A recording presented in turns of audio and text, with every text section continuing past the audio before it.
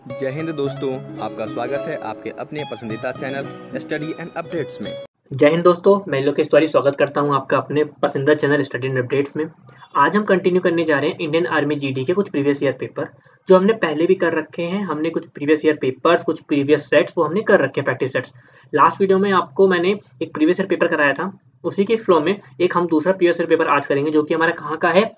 ये है हमारा पुणे एआरओ का। एग्जाम डेट क्या थी? वो थी 1 जनवरी 2020 की। ठीक है, तो इसको करने के लिए आपको 1 घंटे का समय मिलता है, 100 मार्क्स का पेपर होता है।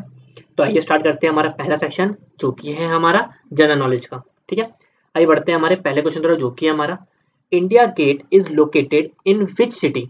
इंडिया गेट किस शहर में स्थित है? तो ये तो आपको पता है कि इंडिया गेट कहाँ स्थित है, तो पहले बताइए कहाँ पे स्थित है। यस, आपने सही कहा, इसका आंसर है दिल्ली। ये कहाँ स्थित है? दिल्ली में स्थित है। अब ये मैं बताता हूँ इंडिया गेट के बारे में, बताता हूँ क्या है ये। बेसिकली इंडिया गेट को एक और नाम है ऑल इंडिया वॉर मेमोरियल। क्यों? किसी की शहीदों की याद में बनाया गया था।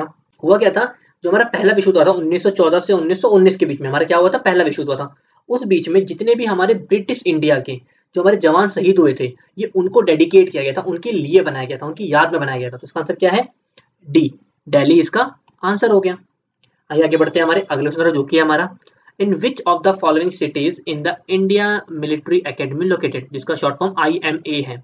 शॉर्ट फॉर्म क्या है? IMA। निम्नलिखित में से किस शहर में भारतीय सैन्य अकादमी स्थित है? तो कहाँ स्थित है? ये स्थित है आपके देहरादून में। देहरादून कहाँ? उत्तराखंड की कैपिटल है।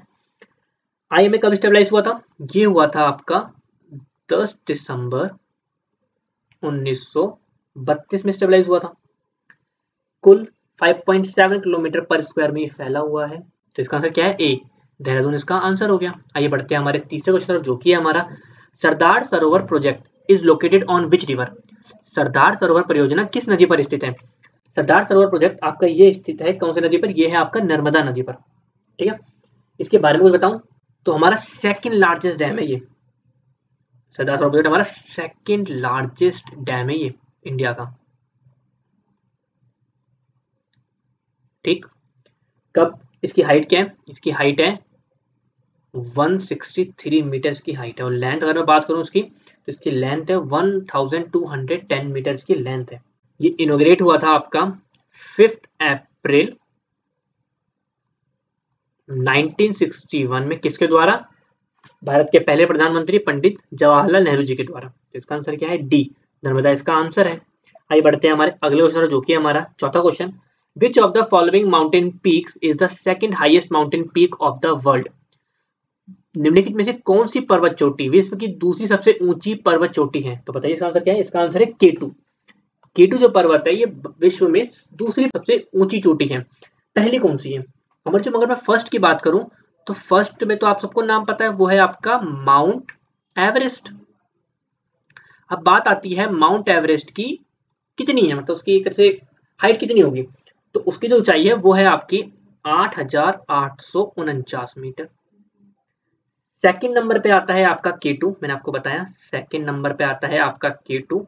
इसकी अगर मैं आपको हाइट बोलूं तो ये है 8,611 मीटर। और थर्ड नंबर पे आता है आपका कंचनजुंगा।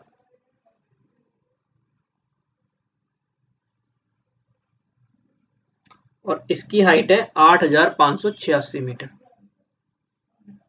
तो इसका आंसर क्या है? डी, K2 इसका आंसर हो गया। आइए बढ़ते हैं अगले क्वेश्चन जो कि हमारा who was the founder of Maurya empire. Maurya साम्राज्य के संस्थापक कौन थे? चंद्रगुप्त मौर्य ने मौर्य साम्राज्य की स्थापना की थी। मौर्य साम्राज्य कहां से कहां तक का था? ये था आपके 322 से लेकर 185 BC तक का था। और जो आपका अगर बात करी जाए कि ये मौर्य साम्राज्य कहां तक फैला हुआ था, ये स्टार्ट हुआ था आपके मगध के, जो आपके गंगा के जो मैदान थे, गंगा प्लेन्स, वहां से स्टार्ट हुआ था। ठीक है, तो इसका आंसर क्या है? ए, चंद्रगुप्त मौर्य इसका आंसर हुआ है। आगे बढ़ते हैं हमारे अगले क्वेश्चन तरफ जो कि है हमारा in which country is the Thar desert located. Thar desert, Thar मरुस्थल किस देश में स्थित है? थार, तो आपको पता है थार कहाँ पे? थार आपके इंडिया डेजर्ट में है, मतलब भारत में है। इंडिया डेजर्ट का नाम थार डेजर्ट है। क्या पूरा थार डेजर्ट इंडिया में है? नहीं, 85% ऑफ थार डेजर्ट जो है वो हमारे इंडिया में है।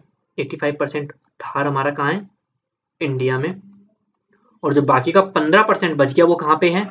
वो हमारा है, बाकी जो 15% थार का हिस्सा है वो है हमारा पाकिस्तान में। ठीक है, और थार की बात करें तो कितना है? तो ये 17th तो ये आपका 17th लार्जेस्ट आपका डेजर्ट है पूरे वर्ल्ड का। ठीक, तो इसका आंसर क्या है? डी, इंडिया इसका आंसर हो गया। आइए बढ़ते हैं हमारे अगले क्वेश्चन जो कि हमारा who among the following was the father of king Ashoka. निम्नलिखित में से कौन राजा अशोक के पिता थे? देखिए, अशोका माने मौर्य साम्राज्य से बिलोंग करते हैं। अभी हमने पिछले क्वेश्चन में पढ़ा था मौर्य साम्राज्य की स्थापना करी थी चंद्रगुप्त मौर्य ने। चंद्रगुप्त मौर्य के बेटे का नाम था बिंदुसारा और बिंदुसारा के बेटे का नाम था अशोका। तो हमसे क्वेश्चन क्या पूछा है? हमसे क्वेश्चन पूछा है कि अशोका के पिता, तो कौन है वो? आपके बिंदुसारा जो है वो अशोका के पिता थे। ठीक है, अशोक की बात करें तो अशोका एक बहुत बड़े और बहुत ही मतलब एक तरीके से काफी बड़े राजा के तौर पर उनको उनकी गिनती होती है। अशोका स्तंभ उनका था। बाकी आपके कलिंगा वॉर उन्हीं की सबसे फेमस वॉर जो कलिंगा वॉर थी, जिसके बाद अशोका ने लड़ाई छोड़ दी थी, लड़ना छोड़ दिया था, वो इन्हीं से रिलेटेड है। जो बिंदुसार का शासनकाल था वो कब से कब तक का था? वो था आपके 298 से लेकर 272 बीसी तक का इनका कार्यकाल था। किसका? बिंदुसार का। तो इसका आंसर क्या है? सी, बिंदुसार इसका आंसर हो गया। आइए बढ़ते हैं हमारे अगले क्वेश्चन जो कि हमारा which country is known as the land of 1000 lakes. किस शहर को 1000 झीलों की भूमि के रूप में जाना जाता है? तो इसका सीधा सा आंसर है वो है आपका फिनलैंड। माफ कीजिएगा, यहाँ पे ऑप्शन में थोड़ी गलती हो गई है। यहाँ पे ये न्यूजीलैंड नहीं आएगा, यहाँ पे आएगा आपका फिनलैंड। माफ कीजिएगा, टाइपिंग के टाइम पे शायद मिस्टेक हो गई होगी टाइपिंग टीम से, तो आप इसको ठीक कर लीजिएगा। इसका आंसर बनेगा फिनलैंड। आंसर क्या है इसका? B, Finland. फिनलैंड में कितनी झीलें हैं? फिनलैंड में लगभग 1,87,888 झीलें हैं, लगभग इतनी झीलें हैं। इसका आंसर क्या है? बी, फिनलैंड इसका आंसर हो गया। आइए बढ़ते हैं हमारे अगले क्वेश्चन जो कि हमारा Delhi is located on the banks of which river. Delhi किस नदी के किनारे स्थित है? ये स्थित है आपकी यमुना नदी के किनारे। ठीक है, यमुना नदी कहां से निकलती है? निकलती है यमुनोत्री से। तो इसका आंसर क्या है? ए, यमुना इसका आंसर हो गया। आइए बढ़ते हैं हमारे अगले क्वेश्चन जो कि हमारा who among the following is also known as the iron man of India. निम्नलिखित में से किसे भारत के लौह पुरुष के रूप में भी जाना जाता है? तो उसका नाम आपको पता है, सरदार पटेल, सरदार वल्लभ भाई पटेल। ये पेशे से बैरिस्टर थे, भारत के पहले होम मिनिस्टर, गृह मंत्री भी यही थे। भारत को जोड़ने में जब हमारा भारत आजाद हुआ था तो बहुत सारे छोटे छोटे टुकड़े थे, ताल्लुक थे जो भारत में नहीं जुड़ना चाह रहे थे, तो उनको मनाने में, उनको साथ लाने में इनकी बहुत बड़ी भूमिका थी। ठीक है, इनका जन्म हुआ था 31 अक्टूबर 1875 में इनका जन्म हुआ था। हुआ कहाँ था? ये हुआ था आपके नादियाद, कहाँ पे? बॉम्बे प्रेसिडेंसी में हुआ था। ठीक है, इसका आंसर क्या है आपका? डी, सरदार पटेल इसका आंसर हो गया। आइए बढ़ते हैं हमारे अगले क्वेश्चन की तरफ जो कि हमारा dash is the state capital of Maharashtra. Maharashtra की राजधानी बतानी है, तो वो क्या है? आपको सबको पता है, मुंबई महाराष्ट्र की राजधानी है। मुंबई को हम बिजनेस कैपिटल भी बोलते हैं, फाइनेंस कैपिटल भी बोलते हैं इंडिया की। तो इसका आंसर क्या है? ए, मुंबई इसका आंसर हो गया। आइए बढ़ते हैं हमारे 12वें क्वेश्चन जो कि हमारा how are the members of Lok Sabha elected. Lok Sabha के सदस्य कैसे चुने जाते हैं? तो लोकसभा के सदस्य कैसे? इनडायरेक्टली इलेक्टेड माने परोक्ष रूप से, डायरेक्टली इलेक्टेड बाय पीपल सीधे लोगों द्वारा, partially elected and partially nominated आंशिक रूप से निर्वाचित और आंशिक रूप से मनोनीत नॉमिनेटेड। तो इसका आंसर है C, partially elected and partially nominated. सबका तो चुनाव होता है, लेकिन दो ऐसी होती है एंग्लो इंडियन सीट्स जिसको प्रेसिडेंट नॉमिनेट करता है। लोकसभा में एंग्लो इंडियन सीट्स होती है जिसको प्रेसिडेंट अपॉइंट करते हैं, उन दो लोगों को। तो यहाँ पे नॉमिनेटेड भी हो गया और बाकी को हम चुनते हैं, जो हमारे एमपीज होते हैं लोकसभा के, पार्शियल इलेक्टेड होते हैं। तो आंसर क्या होगा? सी, सी इसका आंसर हो गया। आइए आगे बढ़ते हैं हमारे 13वें क्वेश्चन जो कि हमारा where is the largest petroleum refinery of India situated. Bharat की सबसे बड़ी पेट्रोलियम रिफाइनरी कहाँ स्थित है? ये आपके स्थित है जामनगर में। जामनगर कहाँ पे पड़ता है? जामनगर पे पड़ता है गुजरात में। ये लगभग 7500 एकड़ में फैली हुई है और इसका मालिकाना किसके पास है? वो है रिलायंस इंडस्ट्रीज के पास। ठीक, रिलायंस इंडस्ट्रीज। तो इसका आंसर क्या है? सी, जामनगर इसका आंसर हो गया। आइए बढ़ते हैं हमारे अगले क्वेश्चन जो कि हमारा who created the social website Facebook. Social website Facebook किसने बनाया है? फेसबुक आप सब यूज करते हो, तो फेसबुक के जो आपके सीईओ बोल लो या चेयरमैन या जो भी जिन्होंने बनाया था, वो है आपके मार्क जुकरबर्ग। मार्क जुकरबर्ग ने बनाया था ये फेसबुक। उन्होंने लॉन्च किया था 4 फरवरी 2004 को उन्होंने लॉन्च किया था। और अगर बताऊं मैं आज के प्रेजेंट टाइम में, तो जो आपके मार्क जुकरबर्ग है, ये 6th रिचेस्ट पर्सन है वर्ल्ड के। ठीक, तो इसका आंसर क्या है? सी, मार्क जुकरबर्ग इसका आंसर हो गया। आइए बढ़ते हैं हमारे अगले क्वेश्चन जो कि हमारा the largest island in the world is. विश्व का सबसे बड़ा द्वीप कौन सा है? वो है आपका ग्रीनलैंड। कहाँ पे है ये? आपके लगभग पड़ता है आर्कटिक और अटलांटिक ओशियन के बीच में, इनके बीच में पड़ता है ये। तो इसका आंसर क्या है? बी, ग्रीनलैंड इसका आंसर हो गया। तो यहाँ हमारा पहला सेक्शन जनरल नॉलेज का खत्म होता है। तो आइए बढ़ते हैं सेक्शन बी की तरफ, जो कि हमारा जनरल साइंस। तो हमारा पहला क्वेश्चन है जनरल साइंस का, largest gland in the human body is, क्या पूछा गया है? मानव शरीर में सबसे बड़ी ग्रंथि कौन सी होती है? तो वो होती है आपकी लिवर, जिसको आप यकृत भी बोलते हो। लिवर क्या करती है? कार्बोहाइड्रेट के कई सारे ऐसे पार्ट्स होते हैं जिसको वो फैट में कन्वर्ट कर देती है जब उसकी जरूरत होती है बॉडी को। सबसे बड़ी ग्लैंड ये होती है। तो इसका आंसर क्या हुआ? बी, लिवर इसका आंसर हो गया। आइए बढ़ते हैं हमारे अगले क्वेश्चन, जो कि हमारा 17 क्वेश्चन है, when a moving train stop suddenly a man tends to fall, चलती रेलगाड़ी के अचानक रुकने पर एक व्यक्ति की ओर गिरने की प्रवृत्ति होती है। देखिए, ट्रेन चल रही है, आप ट्रेन में खड़े हैं, ट्रेन चल रही है सामने की तरफ, तो जो आपके पैर हैं वो भी सामने की तरफ ही चल रहे हैं, इन द सेंस उसी डायरेक्शन में है, उसी मूविंग डायरेक्शन में है। अचानक से ट्रेन रुक गई, तो ट्रेन तो आ गई आपकी रेस्ट पोजीशन में, लेकिन आपकी जो बॉडी है, वो तो मोशन में ही है। तो इस कारण आप आगे की तरफ गिरते हो। इसका मतलब क्या है? आप गिरोगे फॉरवर्ड, मतलब आगे की तरफ आप आगे गिरोगे। क्यों? क्योंकि ट्रेन तो रुक गई, ट्रेन तो आ गई रेस्ट पे, बट आप तो मोशन में हो, इसलिए आप आगे की तरफ जाते हो। इसको बोलते हैं लॉ ऑफ इनर्शिया। ठीक है, तो इसका आंसर क्या है? हिंदी में जरूरतों का नियम। तो इसका आंसर क्या है? डी, फॉरवर्ड, आगे आप गिरोगे। तो अगला क्वेश्चन आता है हमारा, rabies is caused by, rabies किसके कारण होता है? रेबीज होता है आपके डॉग बाइट के कारण। जब कुत्ते काट लेते हैं तो उससे रेबीज हो जाता है। इसमें बेसिकली क्या होता है, उनमें कई सारे ऐसे वायरसेस, बैक्टीरिया वगैरह होते हैं कि जब आप वो उनको आपको कट करते हैं, जब आपको काटते हैं, तो उनके वो वायरस आपकी बॉडी में आ जाते हैं, जिसके कारण रेबीज फैल जाता है। इसका आंसर क्या है? सी, डॉग बाइट इसका आंसर हो गया। आइए बढ़ते हैं हमारे 19th क्वेश्चन की तरफ, जो कि हमारा natural source of energy is, ऊर्जा का प्राकृतिक स्रोत क्या है? वो है आपका सन। सूर्य से जितनी मंचर एनर्जी ले लो वो भी नेचुरल सोर्स है, कोई पॉल्यूशन नहीं, कोई कुछ नहीं। आज के टाइम में हम ले भी रहे हैं सोलर एनर्जी, जो हमारी सौर ऊर्जा होती है, ताकि हम क्या करते हैं, सोलर पावर को लेकर उसको हम इलेक्ट्रिक पावर में कन्वर्ट करके यूज करते हैं। तो वो आपका नेचुरल सोर्स ऑफ एनर्जी हो गया। इसका आंसर क्या है? डी, सन इसका आंसर हो गया। आइए बढ़ते हैं हमारे अगले क्वेश्चन, जो कि हमारा, विच mirror is used in the headlights of car, car की हेडलाइट्स में किस दर्पण का प्रयोग किया जाता है? देखो, पहली बात तो अगर हेडलाइट की बात आ रही है कार के, तो वो लगभग लगभग ऐसी होनी चाहिए कि जो उसकी रोशनी है वो फैले। तो ये बताओ कौन सा मिरर, मतलब कौन सा ऐसा दर्पण है जो फैलाता है, मतलब कन्वर्ज करता है। तो जो कन्वर्जिंग मिरर होता है वो होता है आपका कॉनकेव मिरर। कॉनकेव मिरर को हम बोलते हैं कन्वर्जिंग मिरर, उसको बोलते हैं अवतल। इसका आंसर क्या है? सी, अवतल इसका आंसर हो गया। आगे बढ़ते हैं हमारे अगले क्वेश्चन, जो कि हमारे 21वां question, which of the following is universal recipient of blood, निम्नलिखित में से कौन रक्त का सार्वभौमिक प्राप्त करता है, मतलब कौन है जो किसी से भी ले सकता है। यहाँ पे लेने की बात हुई है, रिसिपिएंट। तो यूनिवर्सल रिसिपिएंट जो होता है, रिसिपिएंट वो होता है आपका A B positive. A B positive किसी से भी ले सकता है। अब बात आती है यूनिवर्सल डोनर, बताता हूं मैं आपको। तो अगर बात करी जाए यूनिवर्सल डोनर जो किसी को भी दे सकता है, मतलब जिसके ब्लड सेल्स किसी के साथ भी मिल जाते हैं, वो होता है आपका ओ नेगेटिव। ओ नेगेटिव जो होता है उसके किसी के साथ भी मिल सकते हैं। तो इसका आंसर क्या है? ए बी पॉजिटिव इसका आंसर हो गया। सी, याद रखिएगा, बहुत इंपॉर्टेंट क्वेश्चन है। यूनिवर्सल रिसिपिएंट माने ए बी पॉजिटिव और यूनिवर्सल डोनर माने ओ नेगेटिव। ठीक है, तो इसका आंसर है सी, ए बी पॉजिटिव इसका आंसर हो गया। आगे बढ़ते हैं हमारे अगले क्वेश्चन, जो कि हमारा, seismograph is use to measure, seismograph का उपयोग क्या मापने के लिए किया जाता है? बताइए।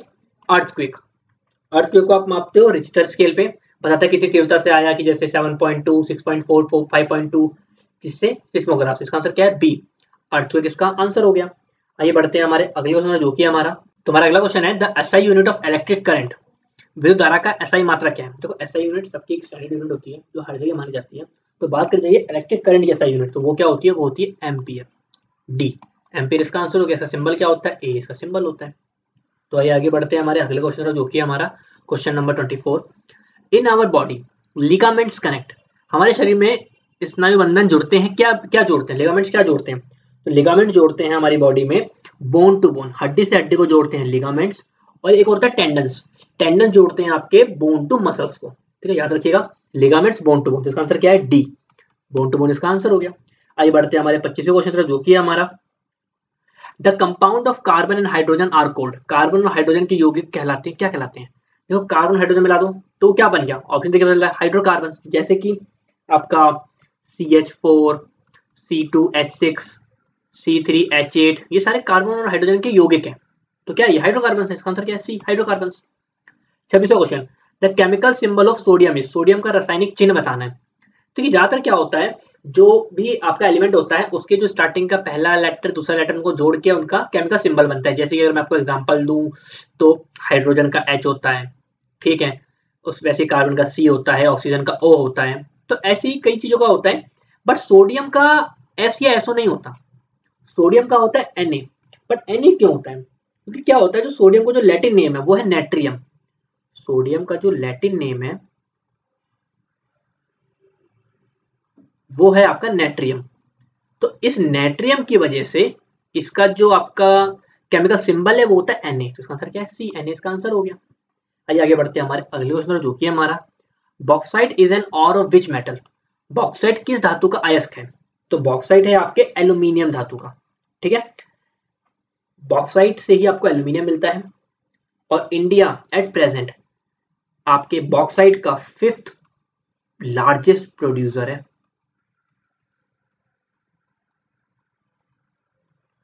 ऑफ बॉक्साइट कौन है, इंडिया। तो इसका आंसर क्या हुआ, बी, एल्यूमिनियम इसका आंसर हो गया। आइए बढ़ते हैं हमारे अगले क्वेश्चन जो कि हमारा सल्फ्यूरिक एसिड इज, सल्फ्यूरिक इनमें से कौन सा है, सल्फ्यूरिक एसिड आपका होता है H2SO4। इसको आप किंग ऑफ एसिड भी बोलते हो, H2SO4। और आगे एक चीज और बता दूं, H2SO4 ये वो एसिड है जो बहुत ज्यादा खतरनाक होता है, काफी इसकी मात्रा बहुत ज्यादा होती है। तो इसका आंसर क्या है, बी, H2SO4 इसका आंसर हो गया। आइए बढ़ते हैं हमारे अगले क्वेश्चन जो कि हमारा what among the following is reason for heart attack. निम्न में से हार्ट का कारण क्या है, इनमें से क्या है जिस कारण हार्ट अटैक आता है। सबसे बड़ा रीजन है कोलेस्ट्रॉल। आपकी बॉडी का जहां कोलेस्ट्रॉल बढ़ता है ये क्या करता है, आपकी बॉडी में जितने सेल्स होते हैं ना सबके साथ में ये फैट जोड़ देता है, और जैसे ही इसकी मात्रा बढ़ती है तो ये क्या करता है, जो ब्लड के फ्लो होता है ना उसको रोक देता है, उसको धीरा कर देता है, ब्लड को गाढ़ा करने लग जाता है, इसके कारण हार्ट अटैक के चांसेस बढ़ जाते हैं। इसका आंसर क्या है, सी, कोलेस्ट्रॉल इसका आंसर हो गया। आइए बढ़ते हैं हमारे अगले क्वेश्चन जो कि हमारा which substance is used in thermometer. Thermometer में किस पदार्थ का प्रयोग किया जाता है, वो है आपका मरकरी, पारा। मरकरी एक ऐसा मेटल है जो लिक्विड रहता है रूम टेम्परेचर पे, इसके अलावा ऐसा कोई मेटल नहीं है। तो इसका आंसर क्या है, डी, मरकरी इसका आंसर हो गया। यहाँ हमारा second part section B general science खत्म होता है। आइए बढ़ते हैं हमारे सेक्शन सी की तरफ जो कि हमारा मैथमेटिक्स। तो हम बढ़ते हैं, तुम्हारा पहला क्वेश्चन है find the perimeter of rectangle whose sides are 5 metre and 4 metre. एक आयत का परिमाप ज्ञात करना है जिसकी भुजाएं 5 मीटर और 4 मीटर है, मतलब उसकी लेंथ होगी 5 मीटर और ब्रेथ होगी 4 मीटर। हमें निकालना क्या है, पेरीमीटर। पेरीमीटर का फॉर्मूला क्या होता है, परिमाप का होता है 2 गुना लंबाई जमा चौड़ाई।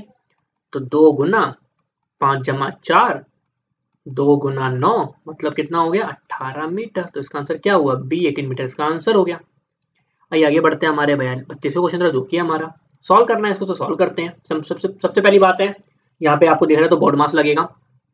तो सबसे पहले तो मैं ब्रैकेट के अंदर को सॉल्व करता हूँ, मतलब पहले मुझे जहाँ पे डिवाइड दिख जाएगा तो मुझे डिवाइड दिख रहा है यहाँ पे, तो ये हो जाएगा इसका आंसर प्लस लगा के 4, फिर मल्टीप्लाई 3 माइनस गुने में 4 जमा में 5। अब यहाँ पे आया मल्टीप्लाई, फिर आगे बढ़ते हैं 42 माइनस 2 25 जमा पे 4 तिया 12 माइनस 4 चौक 16 जमा में 5। 42 माइनस 2 25 और 12 होता है 37 माइनस में 16 जमा में 5। 42 माइनस 2 37 में से 16 जाएगा तो वो बचेगा आपका 1 तिरकम 2 प्लस में 5। 42 माइनस 21 दूनी 42 प्लस में 5, 42 42 कट गया, क्या बचा आपका प्लस का 5 इसका आंसर। तो इसका आंसर क्या है, डी, +5 इसका आंसर हो गया। तो यहाँ पे हमने क्या लगाया था, बोर्ड मास लगाया था। आइए आगे बढ़ते हैं हमारे अगले क्वेश्चन जो कि हमारा 33वां question. The product of the LCM and HCF of two positive numbers is 72 and the difference between these number is 6, the sum of the numbers is. तो धनात्मक संख्याओं के LCM और HCF का गुणनफल 72 है और इन संख्याओं के बीच का अंतर 6 है, संख्याओं का योग क्या है। तो सबसे पहले इसने क्या बोला कि दो नंबर लेता हूं मैं, वो दो नंबर मैंने ले लिए A और B। तो इसने क्या बोला, इन जो नंबर्स का मल्टीपल्स होगा, ठीक है, वो किसके इक्वल होता है, वो होता है LCM इंटू HCF के इक्वल। चलो, तो इसने क्या बोला कि LCM और HCF का जो मल्टीपल होगा वो 72 के इक्वल है, तो इसका मतलब इसने क्या रखा है, ये 72 इक्वल ऐसे हो गया कुछ। फिर क्या रखा है कि A माइनस B बराबर हो गया 6, मतलब इनके बीच का डिफरेंस भी 6 है। तो हमसे क्या पूछा है, हमसे बोला है कि क्या निकालो, ये निकालो कि इनका सम कितना होगा, मतलब हमें निकालना क्या है, हमें निकालना है कि A प्लस B की वैल्यू क्या होगी। तो निकालते कैसी होगी, तो हम क्या कर सकते हैं इसमें, हम एक काम करते हैं, इसको ऐसे लिखते हैं, ए को मैं लिख सकता हूँ 6 प्लस बी, वहां जाएगा तो। अब एक काम करो, a इंटू बी की वैल्यू है 72, मैं क्या करूँगा यहाँ पे a के बदले में v की वैल्यू पुट कर दूंगा, मतलब 6 प्लस बी इंटू में b इज इक्वल टू में 7, तो ये हो जाएगा आपका 6b प्लस में b square is equal to में, सॉरी 72 है यहाँ पे 72, तो इसको मैं लिख सकता हूँ बी स्क्वायर प्लस में 6b माइनस में 72 इज इक्वल टू 0। करते हैं, तो ऐसा नंबर बताओ जिसको मल्टीप्लाई करने पर 72 आए, प्लस माइनस करने पर 6 आए, तो वो है आपका बी स्क्वायर प्लस में 12b माइनस में 6b माइनस में 72 इज इक्वल टू में 0। b कॉमन निकाला, क्या बनेगा b प्लस में 12 माइनस 6 कॉमन निकाला, b प्लस में 12, क्या हुआ 1 बना, b minus 6 is equal to 0, और एक बनेगा b plus 12 is equal to 0। तो ये तो हो गया b की वैल्यू 6 और यहाँ होगी b की वैल्यू माइनस 12, तो हम किसको लेंगे, हम इसको ले लेते हैं। तो अगर b की वैल्यू मैं 6 लेता हूँ, अगर मैं इसको यहाँ पुट करता हूँ इसमें a minus b equal to 6 में, तो क्या बनेगा a minus b equal to 6 में आप b की वैल्यू 6 पुट कर दो, a equal to 6 plus b, मतलब में 6 प्लस 6 कितना हो गया 12, तो a कितना हो गया 12, b कितना हो गया 6। तो यहाँ पे आपको मैं दोबारा बताता हूँ, a की वैल्यू हुई है 12, b की वैल्यू हुई है 6, तो दोनों को जोड़ के क्या बनेगा 18। हमें क्या निकालना था a प्लस बी, तो इसका आंसर क्या है सी, a प्लस बी इसका आंसर हो गया 18। क्वेश्चन थोड़ा सा मैंने थोड़ा ज़्यादा हो गया, आप थोड़ा देख लीजिएगा, तरीके से कर लीजिएगा दोबारा करके सही से। तो इसका आंसर क्या है आपका सी, 18 इसका आंसर हो गया। आइए आगे बढ़ते हैं, हमारे 34वां क्वेश्चन थोड़ा रुकिए हमारा। सॉल्व द फॉलोइंग, हल करना है, क्या लिखा है 2.36 पे बार माइनस में 3.05 पे बार प्लस में 4.33 पे बार। इस बार का मतलब क्या होता है, इस बार का मतलब होता है जैसे कि लिखा है 2.36, तो इस बार का मतलब हो गया कि इसका नंबर है 2.36 36 36 ऐसे ऐसे, तो इसको हम बार लगा देते हैं, ठीक है। इसका मतलब ये है, हमें ये करना है, बताना है कि इनका सम या जो भी सॉल्व करके आंसर आएगा। देखिए कैसे करेंगे, 2.36 बार को हम लिखेंगे 2 प्लस में 36/99, क्यों 36 पे बार है तो 36 बट्टे पे 100, लेकिन ये बार बार बार है तो सिर्फ 99 लिख देते हैं। ऐसे ही माइनस में 3 प्लस में 5 बट्टे पे 99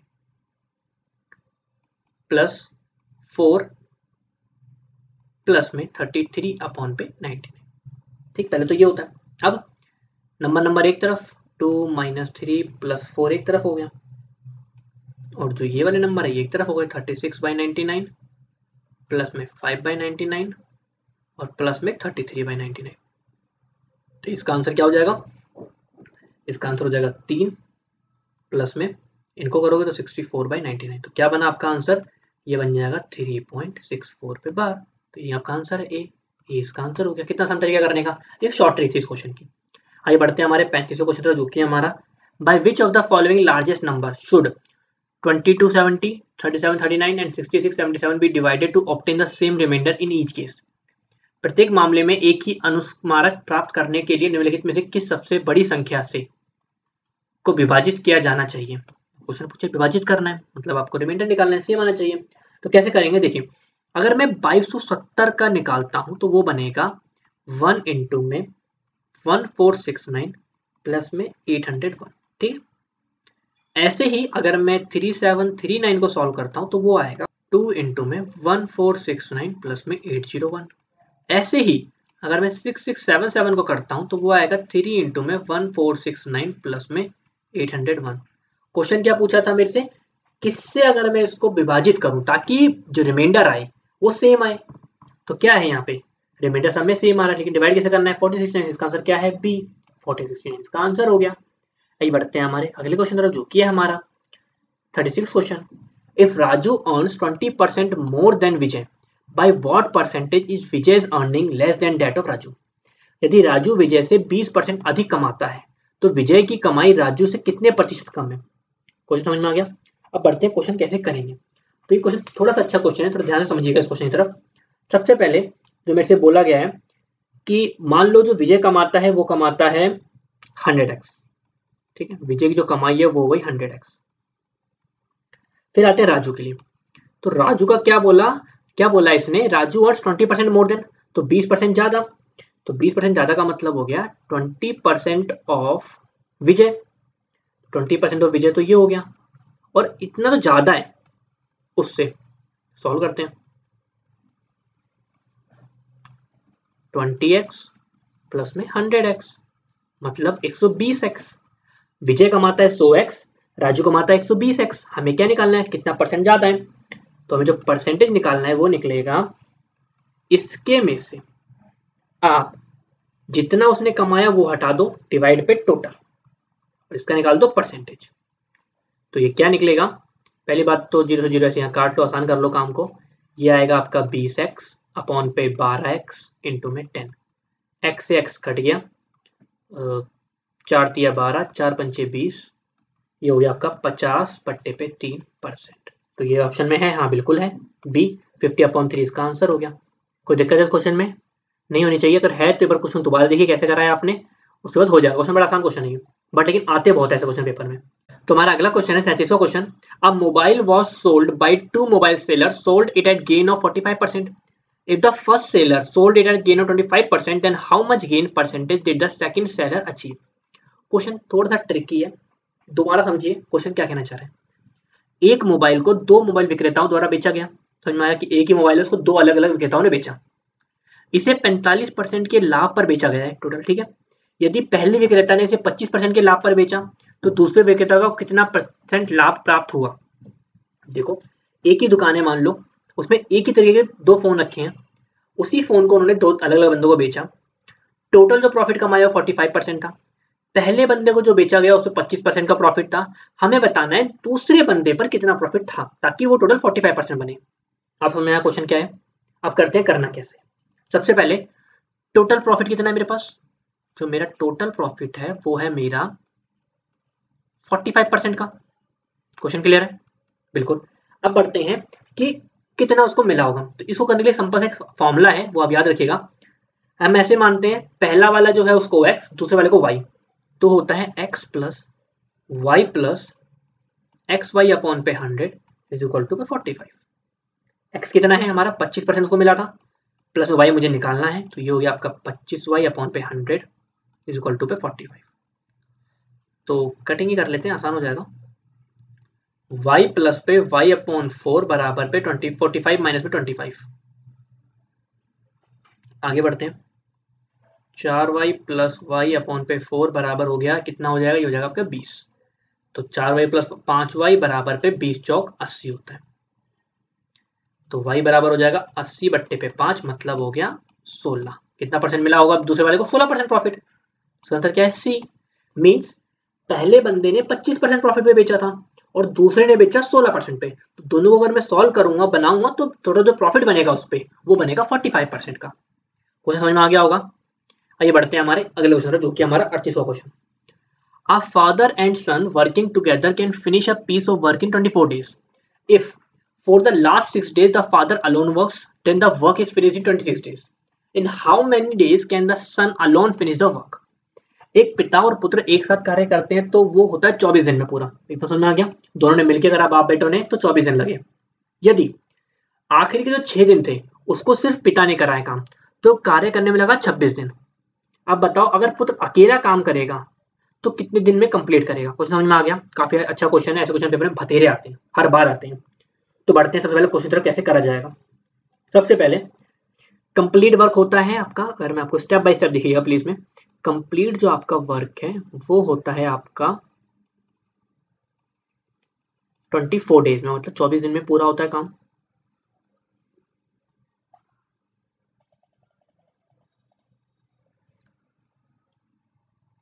ट्वेंटी 4 डेज में पूरा होता है, ठीक है। अब बढ़ते हैं आगे की तरफ। अगर फादर और सन, मतलब पिता और पुत्र, अगर दोनों मिलके काम कर रहे हैं तो वो लगाते हैं 20 डेज में। अब मैं निकालता हूं कि 20 डेज में उन्होंने कितना काम किया,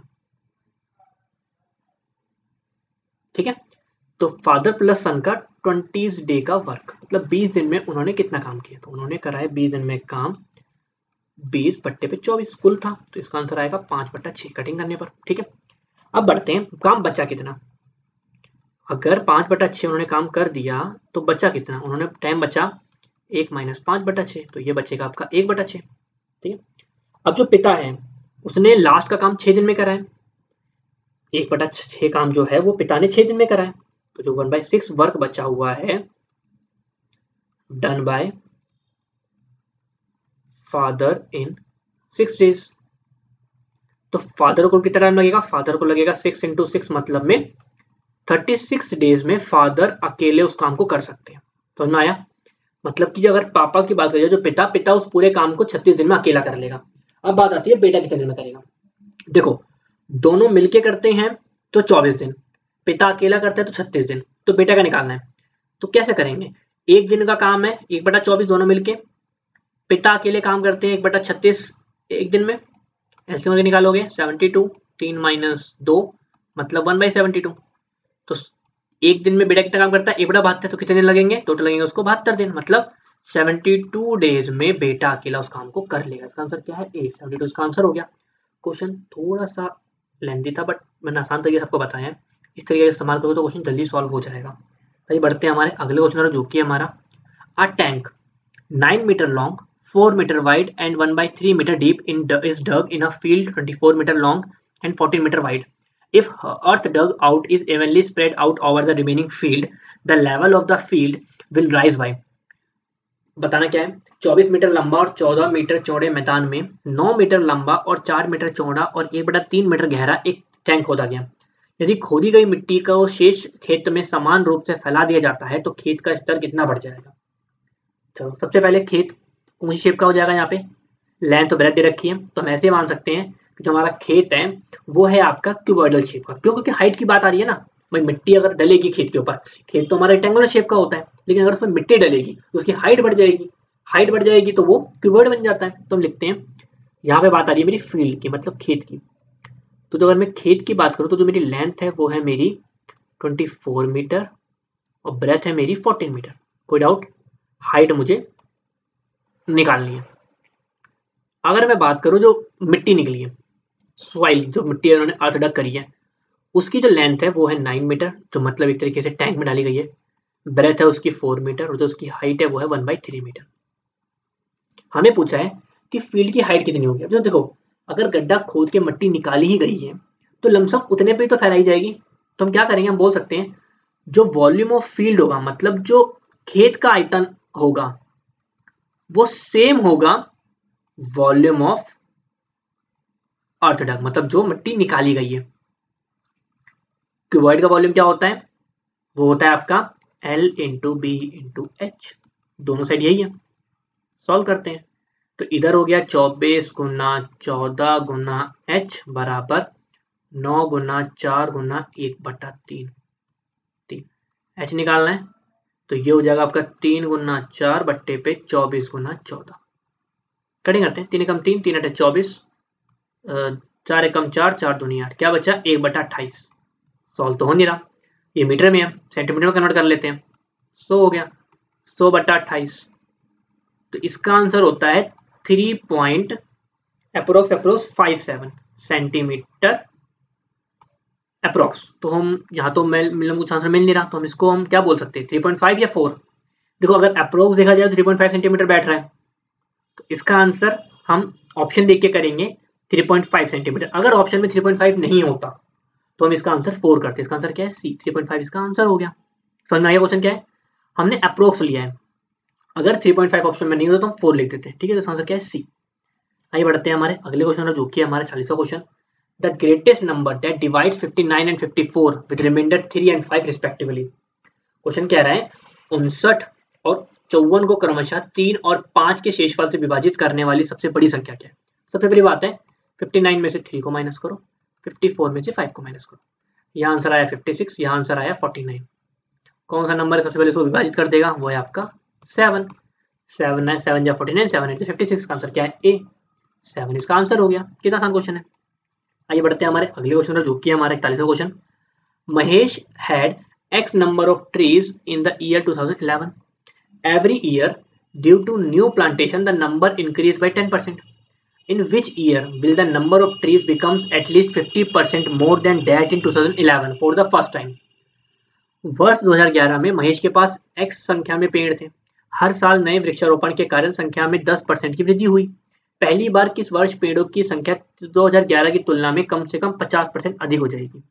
मतलब अगर 2011 में जितने भी थे हर साल 10% बढ़ रही हैं, तो कौन से साल में जितने भी थे 2011 में उसके 1.5 गुना हो जाएंगे, मतलब 50% बढ़ जाएंगे। ठीक है, तो करते हैं क्वेश्चन तरफ। सबसे पहले जिस क्वेश्चन हम करेंगे वो है हमारा, तो नंबर ऑफ ट्रीज इन 2011, पहले हम ये मानते हैं पेड़ों की संख्या 2011 में कितनी थी, ये मान के चलते हैं वो थी x। ठीक, हर साल कितना इंक्रीज हो रहा है, वो हो रहा है आपका 10% का, कोई डाउट नहीं होना चाहिए। अकॉर्डिंग टू क्वेश्चन, हमारा क्वेश्चन कहता है कि 50% ऑफ जो x है वो बढ़ना चाहिए। कैसे, हम ये फॉर्मूला लगाते हैं, कौन सा, एक फॉर्मूला लगाना चाह रहा हूं मैं, कौन सा लगाना चाह रहा हूं मैं, P इंटू में R इंटू में T/100। ये फॉर्मूला क्यों लगाना चाह रहा हूं मैं, देखो P माने x टोटल जो पेड़ थे, किस रेट से बढ़ रहे हैं, 10% के रेट से बढ़ रहे हैं। टाइम माने T लगाता हूं 100 से, ये आपका ऐसा ही ट्रीट करेगा। तो 50/100 इंटू पे x बराबर पे x इंटू पे 10 इंटू पे T/100। कटिंग करते हैं, x से x कटा, 50 एकम 50, 50 दूनी 100, 0 से 0 कट गया, क्या बचा, ये बनेगा आपका t इज इक्वल टू 10/2, मतलब में 5 ईयर आपका हुआ। तो 2011 में तो स्टार्ट था, तो उसमें अगर मैं 5 ऐड करूंगा तो ये हो जाएगा आपका 2016। 2016 ईयर ऐसा होगा जब वो 50% बढ़ जाएगा। इसका आंसर क्या है, बी, 2016 इसका आंसर हो गया। ठीक है, आइए आगे बढ़ते हैं हमारे अगले क्वेश्चन, जो कि हमारा 42वां question. A money amounts to Rs 4200 in 3 years and to 6000 in 6 years at a simple interest. The rate of interest is, एक धनराशि साधारण ब्याज पर 3 वर्ष में 4200 रुपए होती है और 6 वर्ष में 6000 रुपए हो जाती है। हमें ब्याज दर बताना है, मतलब अमाउंट। 3 साल में अमाउंट हुआ 4200 और 6 साल में वो अमाउंट हो गया 6000। निकालना क्या है, निकालना है ब्याज दर, मतलब आर की वैल्यू निकालनी है। कैसे निकालेंगे, इस क्वेश्चन को हम कुछ इस तरीके से करेंगे। देखो सबसे पहले तो मैं इस साइड को सॉल्व करता हूँ, इस साइड का क्या आंसर होगा। इधर मैं SI का अगर फॉर्मुला निकालता हूँ तो वो निकलेगा, SI का फॉर्मुला हो जाएगा, फॉर्मुला क्या होता है, P इंटू में R इंटू में T/100, ये फॉर्मुला होता है, आपके पास पता होना चाहिए। A का फॉर्मुला क्या होता है, A का फॉर्मुला होता है P प्लस में SI। चलो अब बढ़ते हैं, तो SI क्या हो जाएगा, SI होता है आपका A माइनस P, A है आपका 4200, तो 4200 माइनस P बराबर पे P इंटू में R तो निकालना है, इंटू में 3/100। कोई डाउट नहीं। यही काम मैं अगर इस साइड भी करूंगा तो ये हो जाएगा आपका 6000 माइनस में P इज इक्वल टू में P इंटू में R इंटू में 6/100। कोई डाउट नहीं होना चाहिए। ठीक है, तो अगर मैं इसको सॉल्व करना चाहूंगा तो कैसे कर सकता हूँ, देखो कैसे बनेगा। इसको थोड़ा ऐसे समझो, 4200 माइनस में P बट्टे पे 3 यहाँ आ गया, क्या बचेगा, यहाँ बचेगा सिर्फ P इंटू पे R/100। इस साइड करोगे वही काम इस साइड भी करो। मैं ऐसा क्यों किया मैं आपको वही बताता हूँ अभी।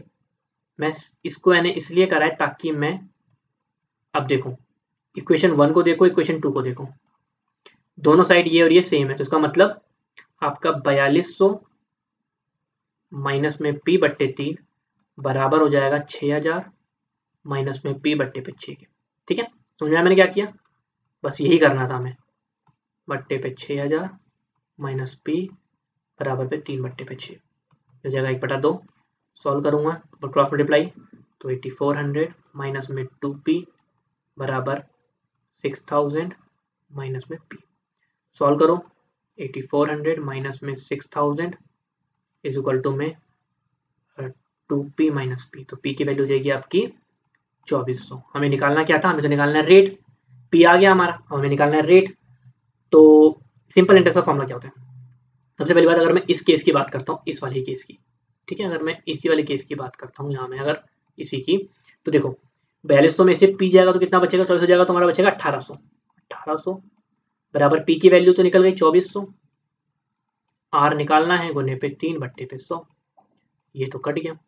ठीक है, 3 एकम 3 3 600, तो क्या बचा, ये बचा आपका 600/24 बराबर पे R। सॉल्व करो तो काटते हैं, 6 चौक 24, 6 दम 100, R की वैल्यू हो गई 25%। यहाँ थोड़ी मिस्टेक है, आई थिंक यहाँ ऑप्शन में 25% मिस हो गया है, तो इनमें से आप किसी को भी 25% बना लीजिए, यहाँ पे थोड़ी गलती हो गई होगी शायद। इसका आंसर क्या है, डी 25% इसका आंसर हो गया। सो प्लीज ठीक कर लीजिएगा, और क्वेश्चन बहुत अच्छा क्वेश्चन था ये। आइए बढ़ते हैं हमारे अगले क्वेश्चन, जो कि हमारा 43वां question. For the first 567 natural number the arithmetic mean will be, प्रथम 567 प्राकृतिक संख्याओं के लिए समांतर माध्य क्या होगा?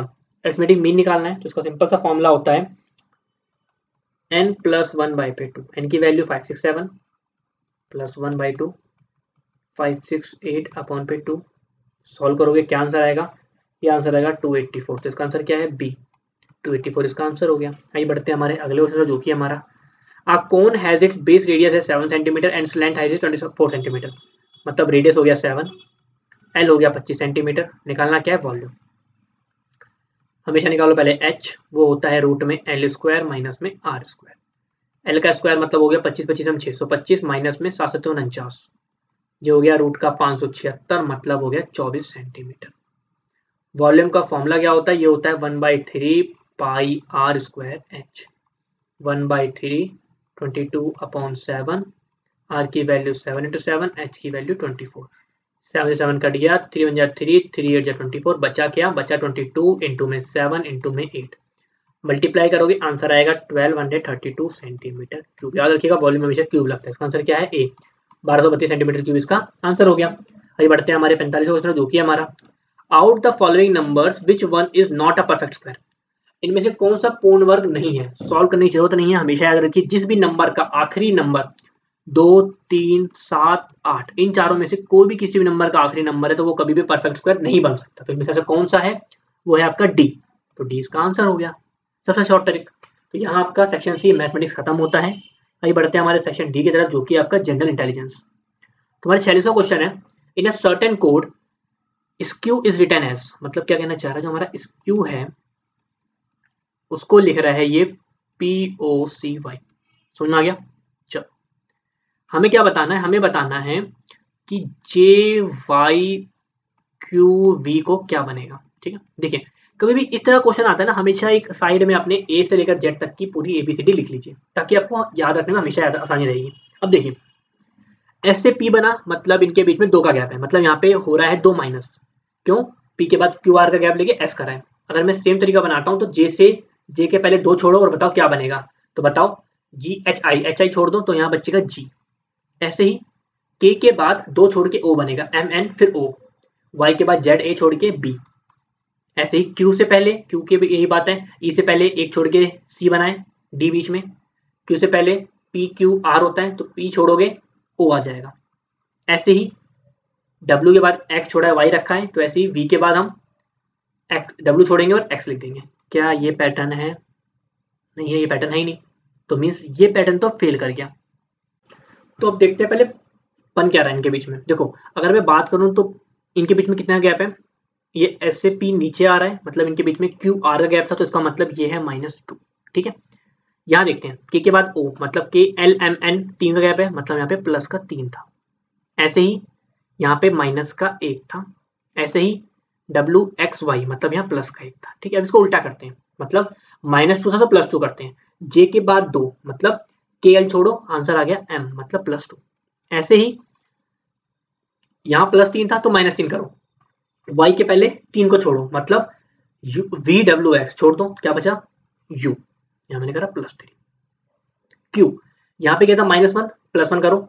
Q के बाद क्या आता है? QRS, एक छोड़ के S आ गया।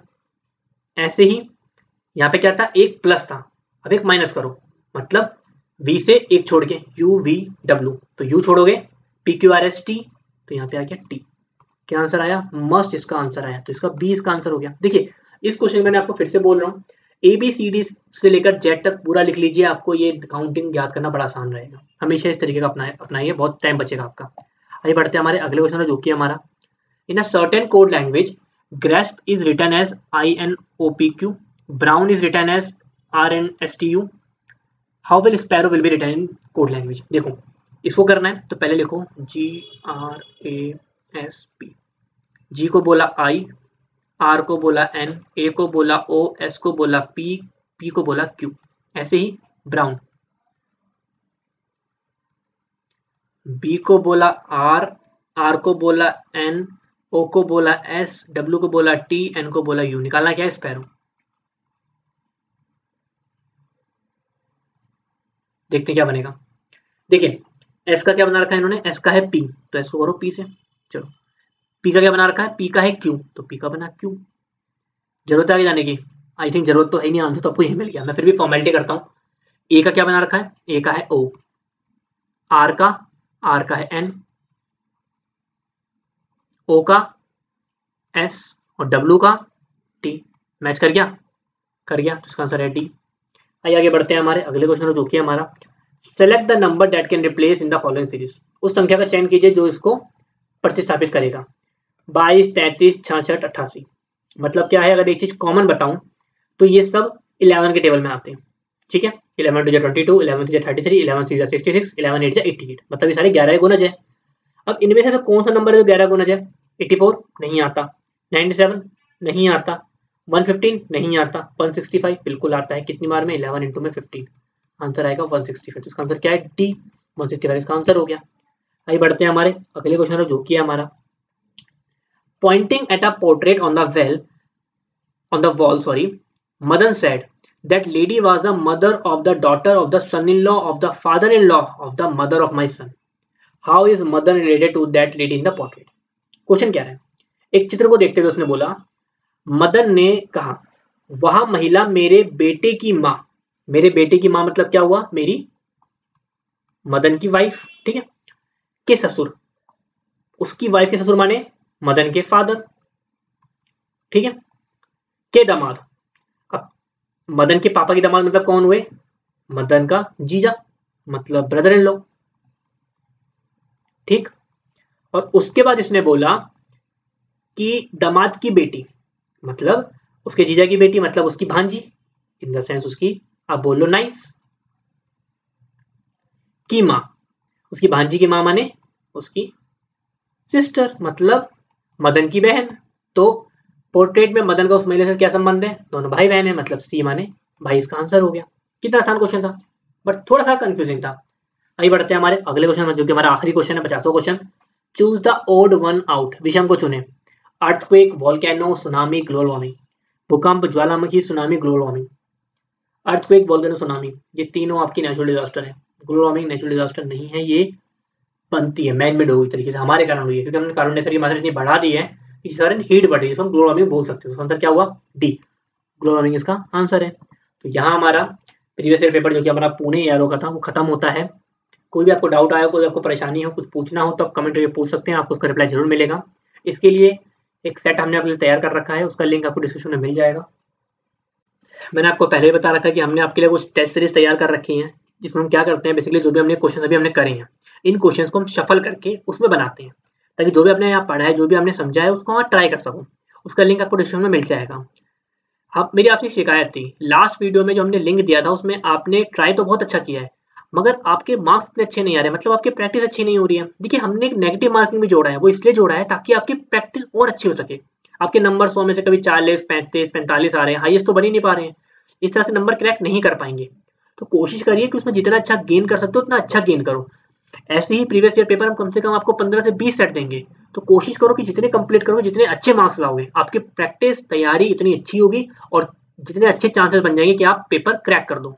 ठीक है, कोई दिक्कत आए तो कमेंट करके पूछ सकते हो। तो मिलते हैं आपसे अगले वीडियो में, तब तक के लिए नमस्कार। दोस्तों, आप सभी की रिटन एग्जाम अर्थात लिखित परीक्षा को और भी अच्छे तरीके से संपन्न करने के लिए, अच्छे मार्क्स लाने के लिए स्टडी एंड अपडेट्स आप सभी के लिए अध्ययन सामग्री लाया है, जो कि पीडीएफ के रूप में प्रोवाइड कराए जाते हैं।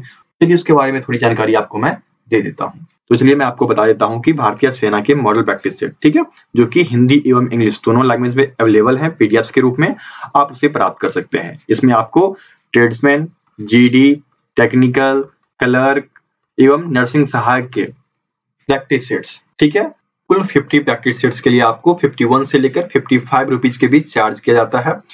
इस पीडीएफ के लिंक आपको डिस्क्रिप्शन बॉक्स में दिए गए हैं। इसमें आपको 50 मॉडल सेट मिलेंगे पीडीएफ के रूप में, जिसमें कि प्रत्येक मॉडल सेट में 50 क्वेश्चंस होते हैं, ठीक है। उसके बाद यदि आप नोट्स, ठीक है, अध्यायवार नोट्स चाहते हैं चैप्टर वाइज, तो वो भी आपको हिंदी और इंग्लिश लैंग्वेज दोनों में अवेलेबल है, उनके पीडीएफ अवेलेबल हैं और उनके लिंक्स भी डिस्क्रिप्शन बॉक्स में दिए गए हैं, ठीक है। इसमें आपको जीके, साइंस में आपके फिजिक्स, केमिस्ट्री, मैथ, रीजनिंग, इन सभी के नोट्स अवेलेबल करा दिए गए हैं। आप लिंक के थ्रू जाकर इन्हें डाउनलोड कर सकते हैं।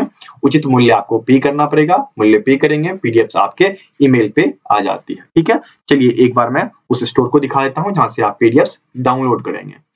तो देखिए ये स्टडी एंड अपडेट्स का स्टोर है पीडीएफ का, यहाँ से आप पीडीएफ डाउनलोड कर सकते हैं। ठीक है, यहाँ पर आपको देख लीजिए भारतीय सेना में नर्सिंग, ठीक है, टेक्निकल, सभी के पीडीएफ अवेलेबल करा दिए गए हैं। आपको जिस भी टाइप का पीडीएफ चाहिए वो आप यहाँ पर सर्च करेंगे, सर्च करते ही आपको सारे ऑप्शन अवेलेबल हो जाएंगे। मूल्य आप पे कीजिएगा और याद रखें यहाँ पर जब पीडीएफ खरीदें तो अपनी ईमेल आईडी सही दें। यदि आप सही ईमेल आईडी दोगे तो फिर पीडीएफ के डाउनलोड के लिंक जो है वह आपके ईमेल आईडी पे आएगा और फिर आप आसानी से उस चीज को डाउनलोड कर पाओगे। ठीक है, और यदि कोई दिक्कत होती है तो हमें आप व्हाट्सएप कर सकते हो। हमारा नंबर जो है नीचे दिया गया है, आप देख सकते हो, ये रहा 7979946092। आप हमें व्हाट्सएप करोगे, कॉल अलाउड नहीं है, व्हाट्सएप करें या फिर आप studyandupdates@gmail.com इस पे कांटेक्ट करें। किसी प्रकार की दिक्कत होगी आपकी सुनवाई की जाएगी और आपको पूर्ण मदद किया जाएगा। ठीक है।